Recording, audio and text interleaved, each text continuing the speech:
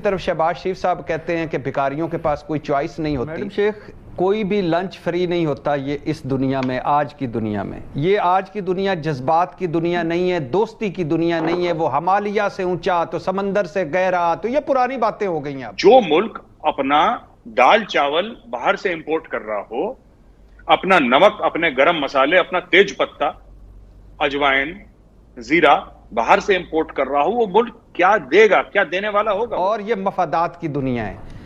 चीन को कुछ ना कुछ इस रूट से फायदा होगा तो वो होगा। हमने सी पैक को सर पे चढ़ा के तो चीन को सर पे चढ़ाया हुआ है।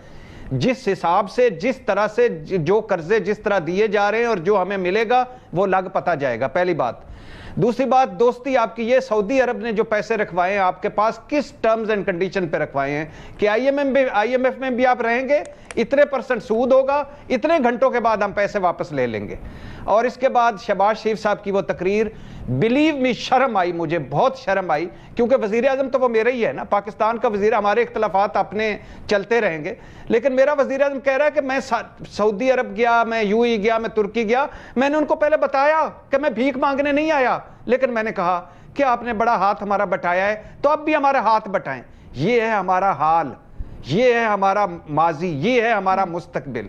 निकलो आगे, आगे निकलो। जिस फौज को आप गालियां देते हो वही फौज आपके लिए मुल्क मुल्क जाती है, पैसे मांगती है। जब पैसे आपके खजाने में आते हैं फिर खड़े हो जाते हो सिविलियन सुप्रीमेसी और वोट को इज्जत दो और औलादें बाहर, जदादें बाहर, सारा कुछ बाहर। इस मुल्क में ये अपने पैसा वापस ले आए तो बड़ा कुछ हो सकता है। ये इनके अपनी सारा कुछ सेट है बाहर, इन्होंने इस मुल्क के साथ मुखलिस हैं।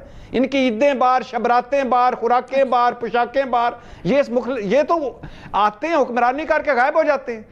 अपनी हुकूमत किधर गए नवाज शरीफ साहब? तशरीफ लाए ना, आप वापस तशरीफ लाए। तो कहने का मकसद ये है, ये सिंसियर नहीं हमारे साथ। कर्जे पे कर्जा, कर्जे पे कर्जा, कोई लॉन्ग टर्म पॉलिसी नहीं।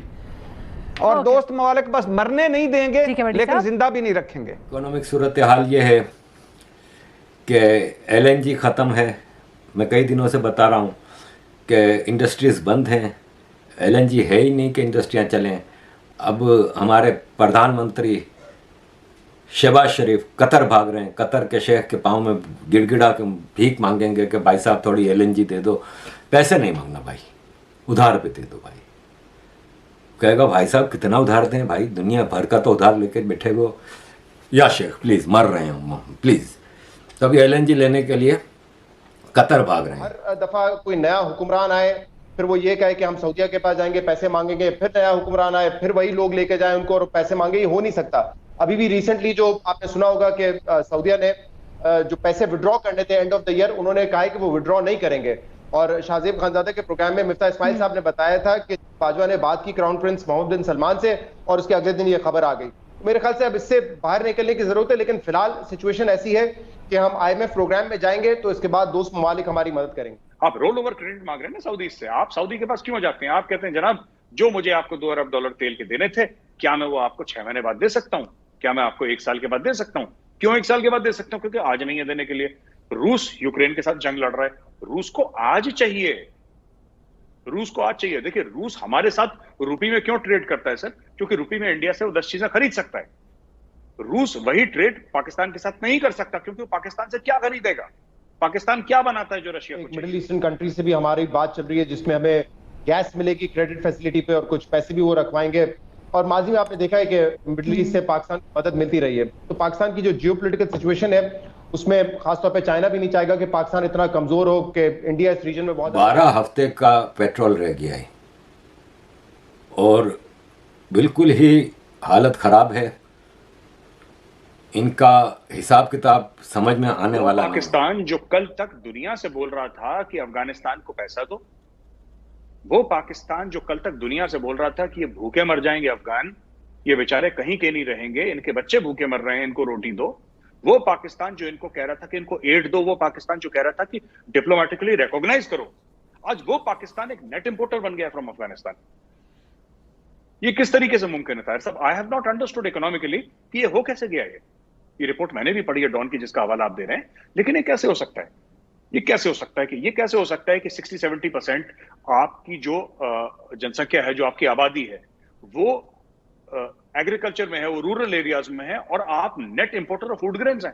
आप अफगानिस्तान से बशर्ते कहीं से लाएं, आप अफ्रीका से मंगवाएं, कहीं से मंगवाएं, आप दालें अपनी इंपोर्ट कर रहे हैं, आप अपने मसाले नहीं उगा सकते, मतलब कुछ भी नहीं कर सकते। This is a total breakdown of the economic structure of this thing. मैं अच्छा एक और चीज मैं कहना चाहता हूं, फिर वो कहने वाली बात नहीं है, कड़वी बात है, लेकिन हकीकत है।